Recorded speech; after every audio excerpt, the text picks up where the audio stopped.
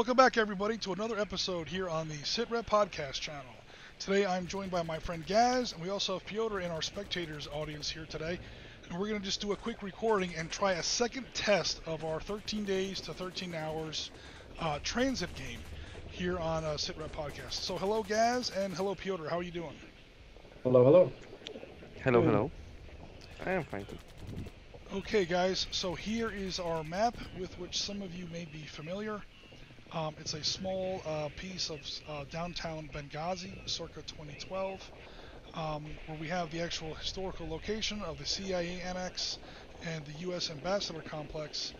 And we're going to go ahead and see if our GRS team can make it there on the night of September 11th to 12th, 2012. Basically, we're going to recreate part of the Benghazi attack in September of 2012, and we're going to see if we can change history a little bit with a different outcome. So what Jim's talking about is we're using the Senate committee sort of investigation because with a ambassador, being lost on foreign soil, there's obviously an official look at what happened and why. Some of it's redacted, so when you do, you can get this online. You can search for the Senate committee investigation, and it'll come up with all the documentation. I think it's roughly 70 plus pages long, of Yeah, which talks through a lot of the parameters, not only in the build up to it, which gives you a nice chunk of history and what was going on in the country and politically, but also the sort of the pattern of the night from those that spoke to the guys that were GRS that came back, and it also covers the following attack on the CIA annex itself. right. So, overall events of the night are, again, this compound here comes under attack. Um, GRS operators that can help repel that assault or at least evacuate the personnel under threat are over here in the CIA annex. The scale of the map, well, you can tell by the buildings here, but roughly the scale of the map is 100 yards per hex, maybe a little bit less than that. And so they wanted to get there and help the situation. The route that they eventually took, according to my information, was this. And they made another turn here, and they came up to the front gate of the complex. At the front gate of the complex was a crowd of at least 30 to 60 people. Not all of them were armed. It was just a general protest, but I think there were armed people in the crowd. So they stopped the vehicle somewhere around here, set up in some of these buildings, and then tried to, shoot their way into the compound, which was under attack from at least 2 or 3 different directions. Um, Now, for our game, the main attack on the compound is going to be done in 28mm miniature with Bill and Marty up there in Chicago. So that's being done, in a separate game that will feature in early September of this year.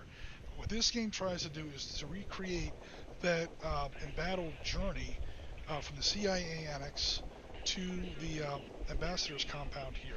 So, interesting point that Gas brought up a second ago about cars splitting up and taking different routes. Again, I've already outlined what the historical route was, but one of the things I wanted to do in this game was to allow lots of other routes to get there. You can get to this place from at least 10 or 12 different directions or routes that you can take. All these roads are playable. Obviously, these really small roads are going to have slower movement rates. We basically have two types of roads in this game: a good road and a bad road, and there are benefits and penalties to both. Um, so yeah, the team has plenty of different choices as far as how they're going to get there. Okay, so here we are after we have modified the enemy militia setup a little bit. Um, The enemy gets a certain amount of forces to begin with, 18 total militia of different types. There are pistols, submachine guns, assault rifles, light machine guns, and RPGs. He gets a certain amount of each. He does have some requirements, the militia player does. The first of which being he has to have 6 militia of whatever type he wants out of his pool here at the front gate of the embassy. That's to recreate the protest mob that was historically in place at the front of the embassy. He then can put the rest of his militia wherever he wants, as long as he abides by 2 more criteria. That being within 6, he can't set up within 6 hexes of the militia. Of the ambassador's compound, and he cannot set up within 6 hexes of the of the annex. So he's met all those conditions. He's also changed where he wanted to set up 2 of his roadblocks, or I should say his 2 roadblocks. He gets 2 roadblocks that he can use. So we've gone through all that and we've changed the setup. That's for the hostile militia. Then we move over to the ambivalent militia. So as we can see here, the ambivalent militia, or the neutral militia, has 4 fire teams of 3 figures each. In a live game, the way it's actually written is the militia player and the GRS player alternate setting these up. Again, neutral militia or ambivalent militia, nobody really controls them until something happens to actually nudge them into hostile status or friendly status. So this game has a whole mechanic of variable alignment, where different units can actually change sides in the middle of the combat. But that's our beginning setup. So now we're going to go ahead and start turn 1. We have our turn sequence over here to the left. So let's go ahead and start working our way down the turn sequence. Number 1, determine threat level. Okay, in turn 1, that's already done. The game starts off with this threat level. So right now, things are tense, to put it lightly. Let's go ahead and see if we can get things a little bit more animated here. We roll for street events. So now that we know what mood the street is in, we're going to roll for street events. And it's going to be 1d6 on this table here. So let me get Gaz's dice tray into the shot. Alright, Gaz, did you want to go ahead and roll 1d6 on this table here? So we're on a 5 this time, Jim. Okay, so a 5 reads as 1 new ambivalent militia. That's a d6 militia. I'll roll the type, and the GRS player gets to place it.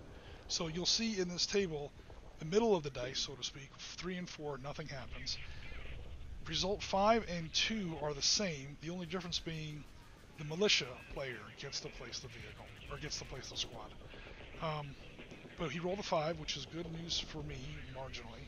Basically, I get to set up 1 new ambivalent militia squad. So, we're going to go ahead and open up Mr. Webcam here. We're going to say, oh, I get 4 guys. Okay, cool. What kind of 4 guys? I was hoping for a 5, Jim, to get a vehicle on. Oh, that's a 5+. So actually, I'm going to go ahead and roll that now. A 5+, ambivalent vehicle does also appear. So I get a vehicle and 4 guys. So a vehicle and 4 guys. What are the 4 guys? Oh, man. Oof. Oh, yeah. Assault rifle, assault rifle, assault rifle, light machine gun. I think that is. Yep. Right. Oh boy. Okay. I hope they're not on your side, because I can put a dent in me. Well, right now they're ambivalent. I do get to place them where I want. So, again, we roll the result where the GRS player gets to place them. So I'm going to place them where, if they turn hostile, they won't really be in my way. And if they turn friendly, they will be poised to hit Gaz in the back. So I'm going to go ahead and put them there. That concludes the roll street events phase of the turn. We then go to ambivalent vehicle move. Surprise, surprise. Hello? Alright, cool. So we're going to go ahead and roll. Odds for Gaz is going to be the rule of the day. So we're going to go ahead and start with the 1 ambivalent vehicle. It's a 3. So Gaz, you get to move that technical. Technicals can pass with the vehicles in the road, can't they? Yep. Oh, no. Oh, absolutely. Yeah. So I think we'll just push him straight up towards the barrier at the other end of the road. We'll put him in the bracket, so to speak, to make it interesting. Whoever gets him then has something they can really use if he turns to any particular side. Yeah, that highway's getting awfully busy. I'm starting to get a little upset about that. Okay. Now we do now we do ambivalent pedestrian move. So I'm going to start with this guy in the left. Okay, I went ahead and rolled a 4 on which side of us gets to move it. So I'm going to go ahead and move these first 2 guys. 1, 2, 3. 1, 2, 3. I see what you're doing. Yeah, number 1, trying to get them out of the way, and number 2, if they do turn friendly, they're in a position to where they can attack some of your hostile militia. The guys at the back gate rolled a 3, which is an odd number that indicates that you get to move them. So the guys at the back gate, those 3 ambivalent militia, you control them for this turn. Obviously, they can't attack anybody, but you can control their movement. Yeah. So I think we'll go up to by the personnel gate 3, please, Jim. So we're going to keep them in the mix as protesters, I think, at a different gate. Okay. Now we're going to go to hostile vehicle movement. This is the one vehicle you get to control all the time. Oh, I'm on the road already, so I get 10, or if I go onto the tracks, it drops to 5. If you do part road and then part track, do you just half what movement you have left when you move onto the track, Jim? Generally, it depends on how much you've moved. Yeah, cool. I'm not going to come up with like a detailed table for that, but No, yeah, generally, no, I'm going to see if I can force you in a direction. So I'm going to move up the road to the barrier and see if that threat makes you change your angle of attack. 1, 2, 3, 4, 5, 6, 7. You know, like parked right behind the Oh, yeah. Checkpoint, baby. Oh, no. I don't like VCP. If you're in the beginning of the film, they run into a VCP on the way back from the airport, and I'm maybe going to set something like that up. We'll see.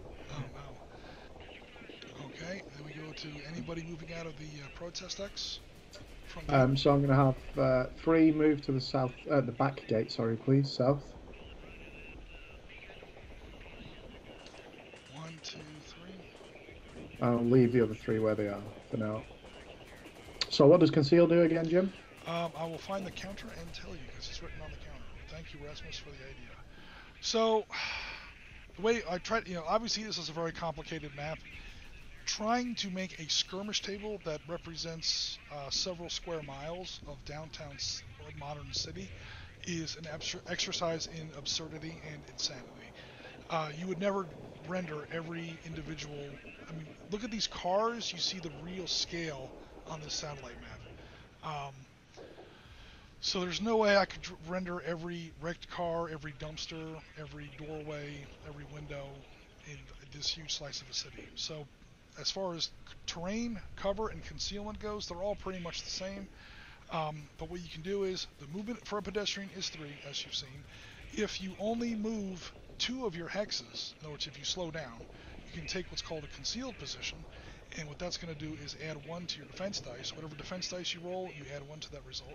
Then there is covered, which means you get to roll your defense dice twice and take the best result. That's a little bit of a bigger bonus, but that's -2 off of your movement.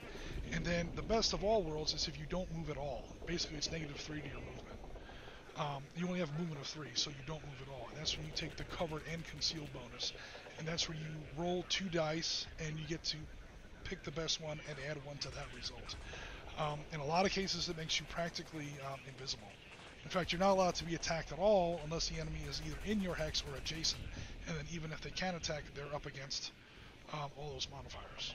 But the trade-off is that you don't get to move. So it's a complicated way of saying, long story short, take your first shot, that the faster you move, the more vulnerable you are, because you're standing up and sprinting, making a lot of noise, kicking trash down the street, whereas opposed to if you're being slinky and sneaky or whatever, you're down low in a crouch or maybe even in a bit of a high crawl, you're much tougher to hit, but obviously you're moving much more slowly. Alright, so I took half my movement on paved road, half my movement on track. And let me see if I'm too close to anybody here. Oh boy. Oh yeah. Oh yeah. That's okay, I get opportunity fire. No, you've got to drive by me. I ain't coming for you. Okay. Oh, that's what I want you to think. Alright. So everyone, the objective for the GRS is to reach, obviously, in case this wasn't clear before or you missed our earlier stream, we're trying to get to one of the 3 gates here on the embassy.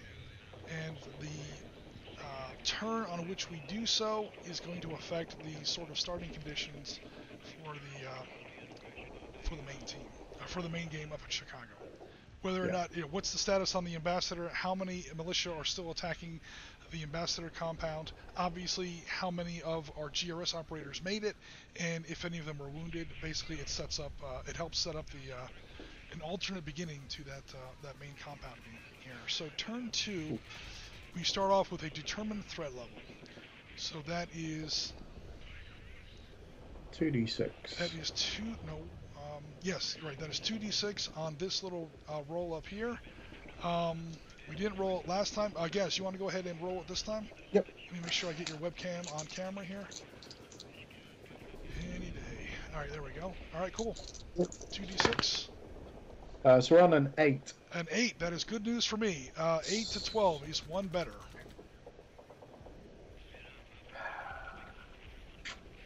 Disappointing. Okay.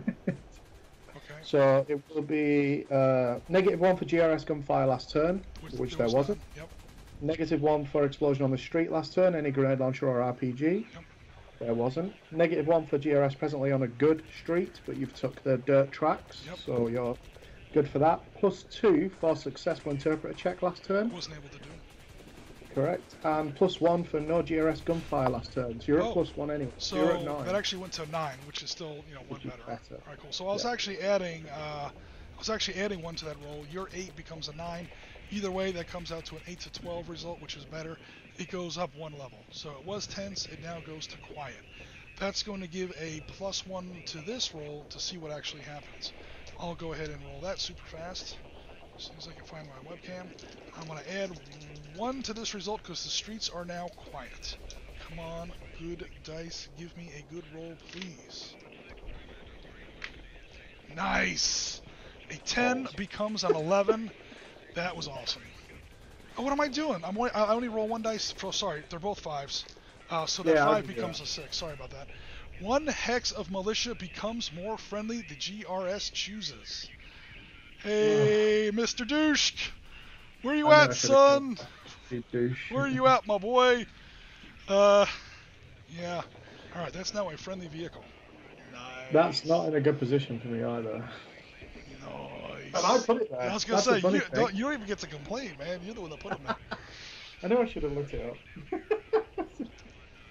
2, 3. 1, 2, 3. So a possible thing Jim could be doing with these is putting them in a position where the interpreter could interact with them, so that when they do pull up in the vehicles or finish in a certain place, he could potentially turn them with the interpreter check. Yeah. So the interpreter gets to make a roll for any and all militia that are either in his hex or adjacent. He can yell out the window. He can be in a vehicle when he does that. He can be on foot when he does that. It's obviously a more difficult roll if they happen to be hostile, but the interpreter can turn hostiles to ambivalence, or it can turn ambivalence into friendlies if he succeeds in that roll. Not only that, but if he succeeds in that roll, he, as you saw earlier, puts a pretty hefty modifier on next turn's determined threat level roll. So yeah, we try to make the interpreter a pretty important role. He has no guns, he can't attack anybody, and he's actually a little bit more vulnerable than the rest of the GRS team. He's not like wearing the very best armor, and he certainly isn't, military trained, at least not to their level. All right, cool. So that will conclude ambivalent militia. Now we do hostile vehicle movement. We have 1 hostile vehicle on the table. This is a tough one. I'm gonna. We're about to have Mad Max Fury Road on that main highway there. That's going to be awesome. Can I declare one of my guys has a flaming guitar that just shoots fire out the side of the guitar for no reason? Witness me! He's going to close ground, so he's going to come around. He's going to do a full turn, which costs how much movement, Jim? 2 movement points to do a 180. Okay. And then he's going to move an additional 4. He winds up there in Tango 6. Getting that close, he realises that what he thought was ambivalent forces behind him is actually recognisable now as Feb 17. He's going to rack it up, and we'll see who wins in a Dush showdown. Well, what happened was, yeah, this the hostile douche was here. The ambivalent one was here. He kind of drove past him, and then the hostile one kind of drove past him and went up the road. And at first he was ambivalent. He saw the hostile douche drive down the road, and then the driver of this ambivalent douche said, wait a minute, that's the guy I saw at the club last night with my kid's sister.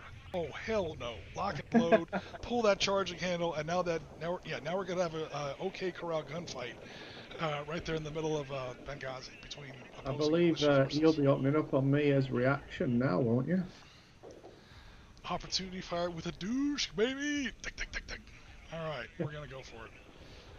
Alright, so I'm going to go ahead and take opportunity fire on the douche. So I'm going to go ahead and zoom in just a smidge so we can see what's going on a little bit more clearly. I have a nasty feeling some fire and smoke markers are about to appear on my vehicle. Alright, so douche is 3d8. I have 3d8s handy. Awesome. So I have 3d8. I'm going to go ahead and cook off with this douche at your douche. I have to roll at least a 5. I will not take the called shot versus vehicles rule because these are just militia. So I'm just going to go ahead and try to roll some 5s on my d8s. Come on, give me lots of 5s.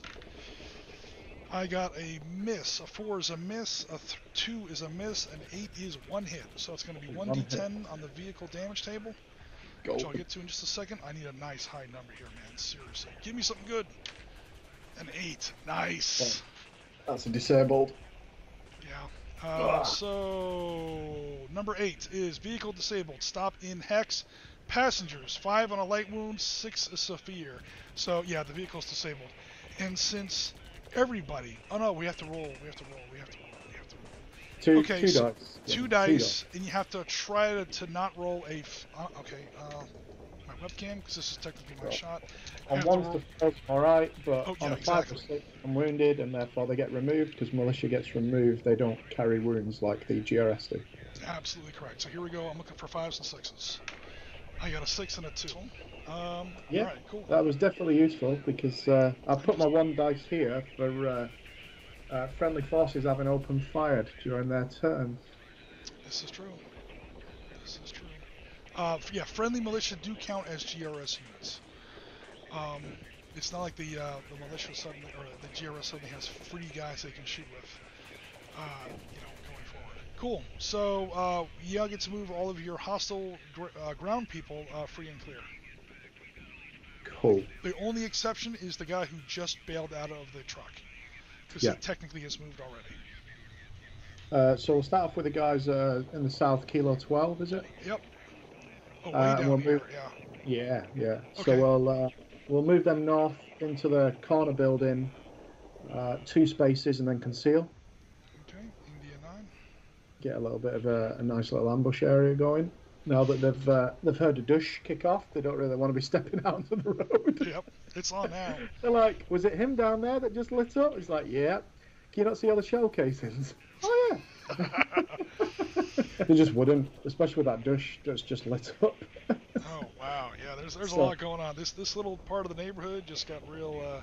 They've just realised that there's a real threat in amongst them in the form of that douche.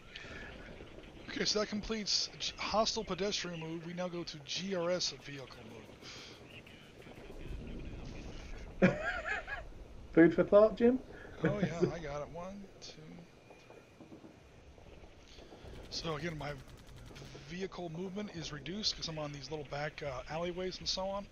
I tried to put myself next to some ambivalent militia so I can at least get a shot at making a friendly translation check. Okay, so that's going to complete GRS movement. We're now going to go to interpreter checks. Oh boy. So that I think was a straight out D6 roll.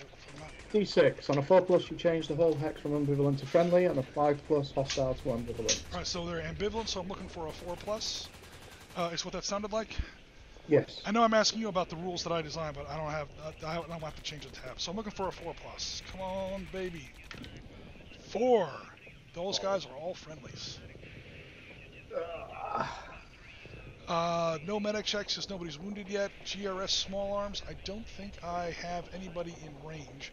Technically, these guys count as a GRS unit. They would totally get to shoot right now, if only they hadn't already taken opportunity fire. Alright, militia small arms. I await your displeasure. RPG. F you too. Okay. RPG. Hell yeah. So if I get off an explosion, it actually affects the tracker. Yeah, explosions on the board actually cause a problem on that tracker for me next turn.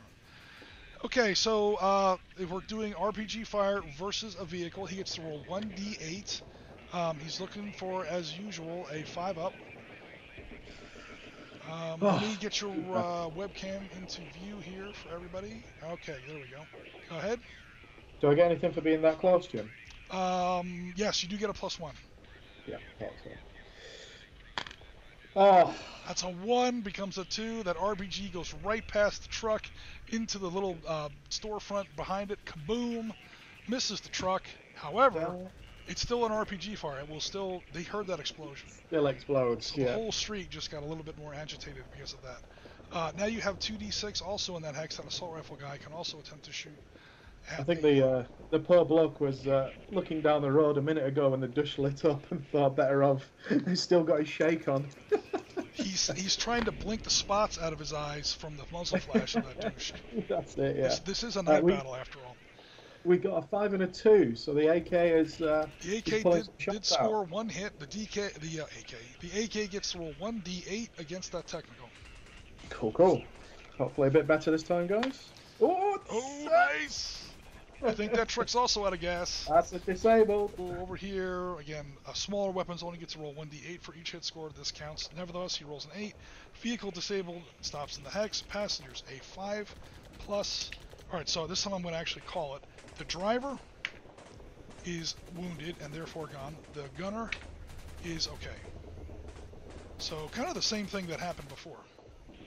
Yeah, we have one AK and one LMG. So it's a total of 5d6, but you're going to be subtracting one from all your rolls.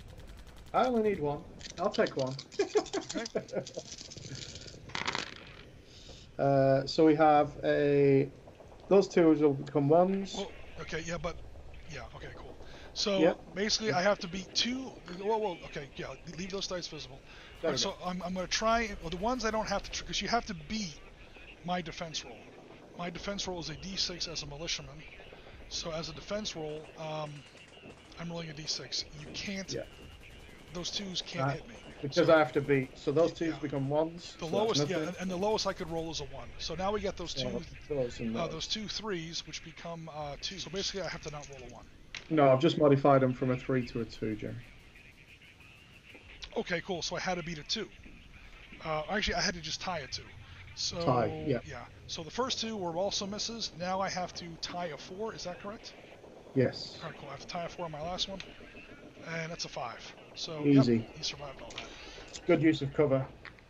Nice. Strangely enough, he's probably already lying on the ground trying to recover from the shell shock of the RPG miss and the machine gun fire that just opened up. Full disclosure, this is easily my favorite militia figure. I mean, look at that badass shirt he's got on. That's just awesome. Okay. It looks like his twin brother is taking a shot at him with an RPG from taking a shot at him like he's like, hey, you stole my shirt, man. Okay, so other than that, any militia ground fire? Let me zoom out the map. I think that'll be it, to be honest.